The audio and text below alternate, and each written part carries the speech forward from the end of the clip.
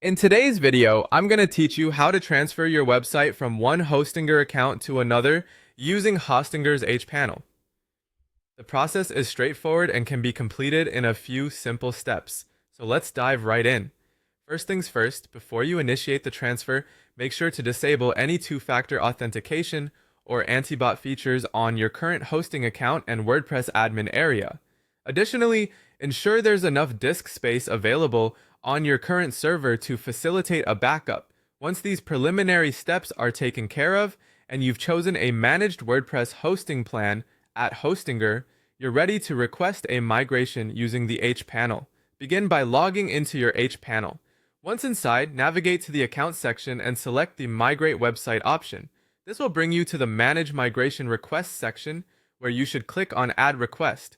Here, you will need to enter your website's domain name. After entering this information, click. Next, to proceed to the next step. If your site is live, choose the option to provide WordPress admin details and fill in the necessary credentials for verification, ensuring not to change your domain's DNS settings until the transfer is complete. For websites that are currently offline, you will need to provide your backup files. Simply drag and drop your website files in .zip format and your database in .sql format. Next, choose your destination domain from the drop-down list provided. Review your migration request summary thoroughly at this point. It's crucial to confirm that all the details you've entered are correct before you go ahead and select Submit Request. Trust in the process, as the migration may take anywhere from a couple of hours to a whole day or two. You can track the progress of your website's migration on the Migrations Request page or within the website section of your hPanel. Once the migration is finalized, you will need to point your old domain to Hostinger. Remember, DNS propagation can typically take between 24 to 48 hours. Keep an eye on the propagation process status in your hPanel. For additional assurance, you can enter your Hostinger plan's IP address on a service like skipDNS to confirm if the transfer has been completed successfully.